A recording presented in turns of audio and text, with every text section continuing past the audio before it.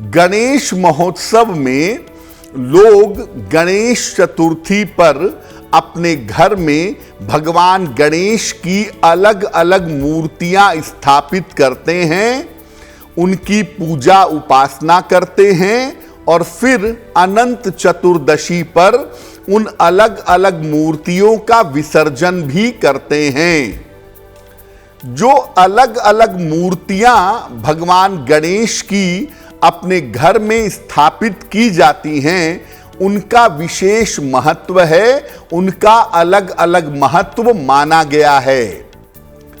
आपको बताते हैं कि गणेश महोत्सव के पर्व में आप किस तरह की मूर्ति अपने घर में स्थापित करेंगे और भगवान गणेश की अलग अलग मूर्तियों का महत्व क्या है।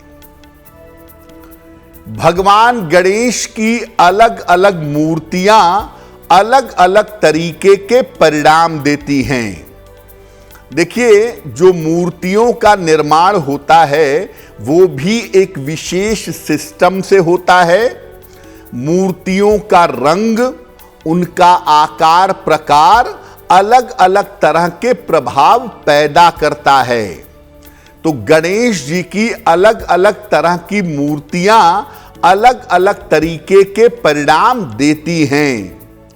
सबसे ज्यादा पीले रंग की और रक्त वर्ण यानी लाल रंग के गणपति की मूर्ति की उपासना की जाती है और ये सबसे ज्यादा शुभ मानी भी जाती है। पीले रंग के गणपति की मूर्ति की और लाल रंग के गणपति की मूर्ति की उपासना सबसे ज्यादा शुभ और मंगलकारी होती है। नीले रंग के गणपति की पूजा भी होती है और नीले रंग के गणेश जी को उच्छिष्ट गणपति कहते हैं। उच्छिष्ट गणपति की उपासना विशेष दशाओं में की जाती है। मुख्यतः भगवान गणेश की जो तंत्र साधना है, उस तंत्र साधना में नीले रंग के गणपति की उपासना होती है। भगवान गणेश की हल्दी से भी मूर्ति बनाई जाती है या भगवान गणेश की मूर्ति को हल्दी से लेपन किया जाता है और इस मूर्ति को हरिद्रा गणपति कहते हैं। हरिद्रा गणपति की स्थापना भी होती है और हरिद्रा गणपति की पूजा भी की जाती है और हरिद्रा गणपति की पूजा कुछ विशेष मनोकामनाओं के लिए शुभ मानी जाती है। हल्दी से बने हुए गणेश जी या हल्दी का लेपन किए हुए गणेश जी विशिष्ट मनोकामनाओं के लिए बड़े कल्याणकारी और बड़े शुभ माने जाते हैं। एक दंत गणपति की पूजा भी होती है और एक दंत गणपति श्याम वर्ण के होते हैं और इनकी पूजा करने से अद्भुत पराक्रम की प्राप्ति होती है। यानी जीवन में अगर साहस की आवश्यकता है, जीवन में अगर पराक्रम की आवश्यकता है, जीवन में अगर ताकत की आवश्यकता है, तो एक दंत गणपति जो श्याम वर्ण के हैं उनकी पूजा की जाती है।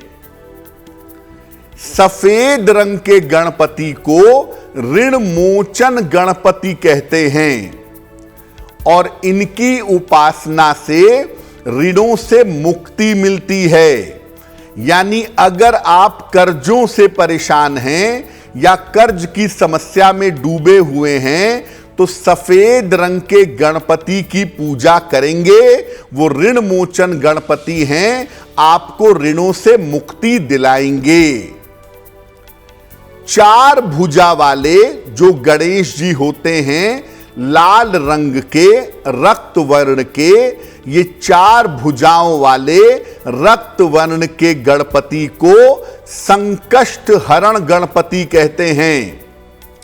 संकष्ट हरण गणपति का मतलब संकट को हरने वाले या संकटों को दूर करने वाले। इनकी उपासना से संकटों का नाश होता है। संकष्ट हरण गणपति जो 4 भुजाधारी हैं और रक्त वर्ण के हैं, उनकी पूजा करने से किसी भी तरह के संकटों का नाश हो जाता है। त्रिनेत्रधारी, रक्त वर्ण और 10 भुजा वाले गणपति को महागणपति कहते हैं। जिनके 3 नेत्र हैं, 3 आंखें हैं, लाल वर्ण के हैं, लाल रंग के हैं, और जिनकी 10 भुजाएं हैं, ऐसे गणेश महागणपति हैं। और इनके अंदर सारे गणपति समाहित हैं। इनके अंदर सारे गणेश जी समाहित माने जाते हैं। सामान्यतः महागणपति की जो उपासना है वो विशेष स्थानों पर विशेष तरीके से की जाती है। और जब आप महागणपति की पूजा करते हैं तो एक तरह से आप गणपति के समस्त स्वरूपों की पूजा कर लेते हैं।